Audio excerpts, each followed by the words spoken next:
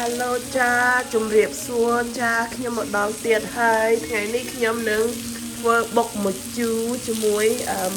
ហាឡាពីញ៉ូហើយនឹងពីងប៉ោះទុំចាហើយខ្ញុំដាក់ខ្ទឹមក្រហមហើយខ្ញុំដាក់ខ្ទឹមលីងជាមួយគ្នាចាហើយខ្ញុំដាក់ម្ទេសចាម្ទេសនេះគឺម្ទេសនេះគឺ jalapeno ចានេះគឺពីប៉ោះហើយខ្ញុំលីងឲ្យឆ្អិនចា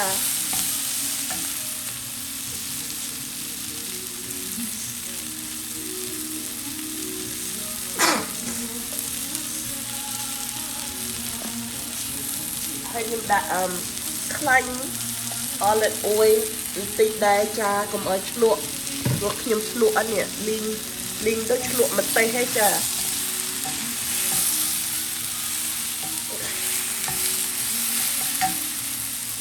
អូឆ្លក់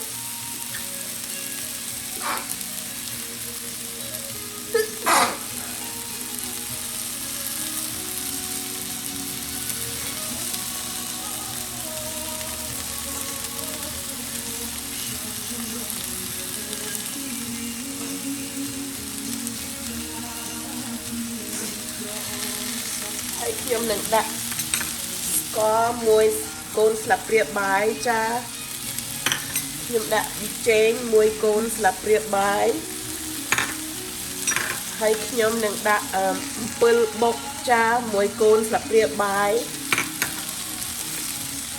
នេះគឺអំពិលបុកចាហើយខ្ញុំដាក់ប្រហុក1កូនស្លាបព្រាចាគឺប៉ុណ្ណឹងទេចានេះគឺប៉ុណ្ណឹងទេ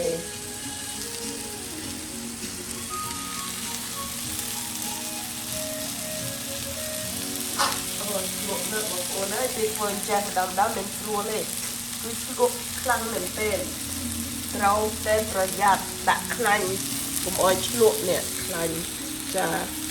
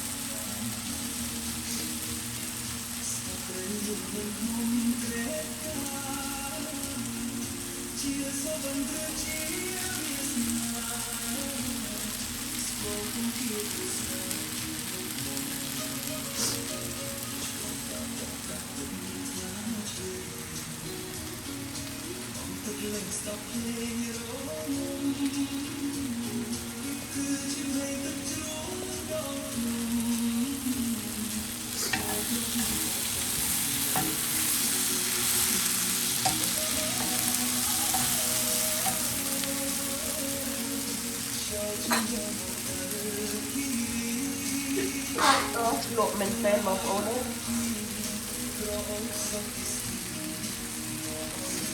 ឡូវនេះគឺម្ទេសខ្ញុំឆ្អិនហើយចាម្ទេសគឺឆ្អិនហើយចាខ្ញុំនឹងបិទភ្លើងចាបិទភ្លើង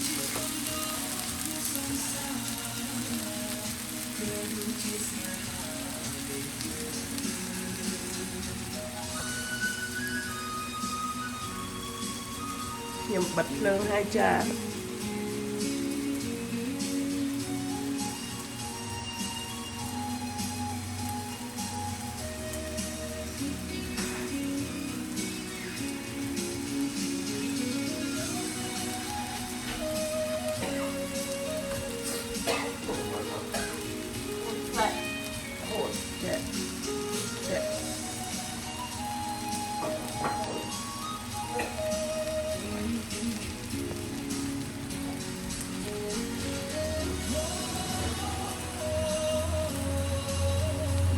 bật khô đặt nấu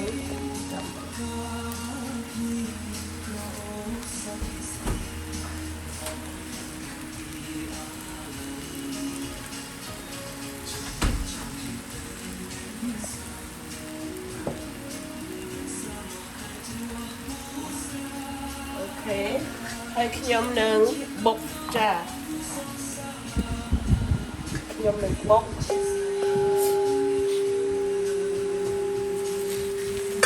បុក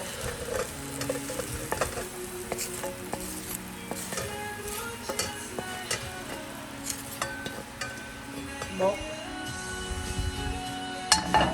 ហើយខ្ញុំនឹងដាក់ខ្លាញ់បន្តិចចាខ្លាញ់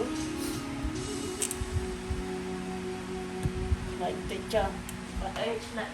មកពីយើងនឹងលីងប្រហុកចា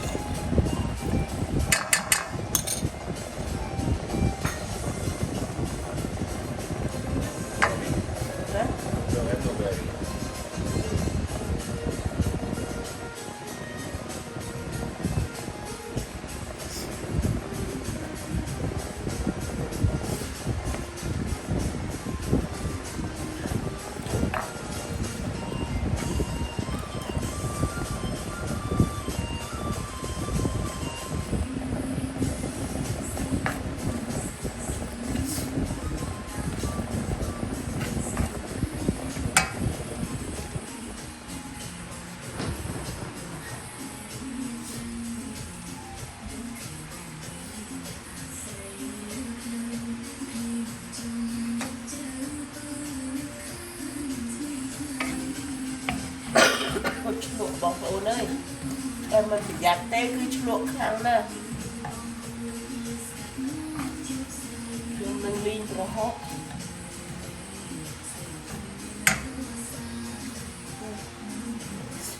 នៅបើកវាបែបនេះអូខេបុកឲ្យខ្ញុំហើយនេះបុកអស់បុក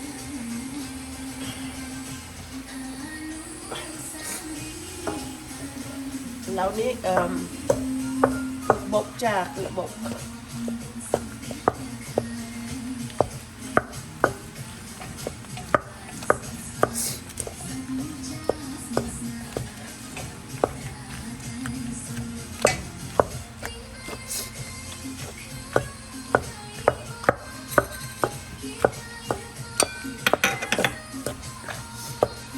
ហើយខ្ញុំនឹងដាក់ប៊ីចេងចា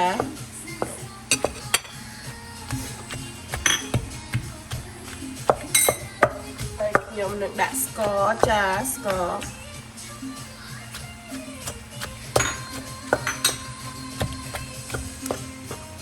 ហើយខ្ញុំដាក់អំពិលបុកចា powder អំពិល powder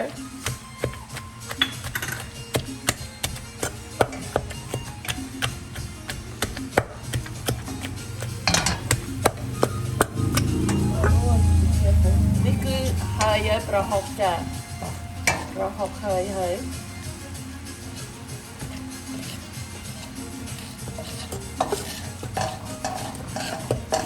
ូខេហើយដាក់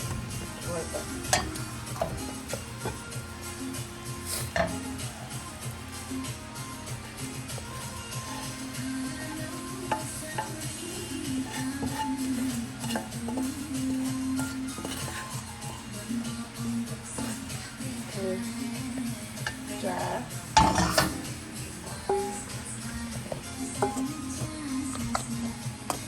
តិចទៀតដល់គោណានេះដល់នេះគោន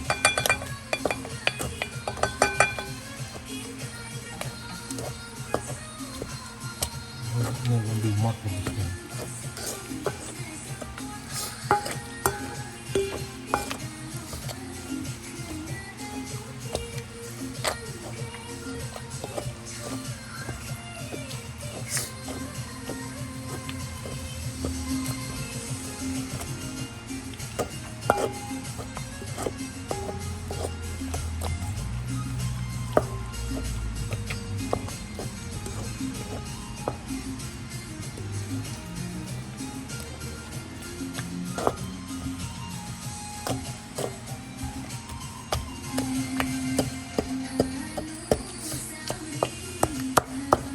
ឡូវនេះគឺហើយហើយចាអរគុណច្រើនដែលបានមើលខ្ញុំធ្វើបុកមួយជូរចាអរគុណ Thanks for watching everyone ជម្រាបលាចា Bye bye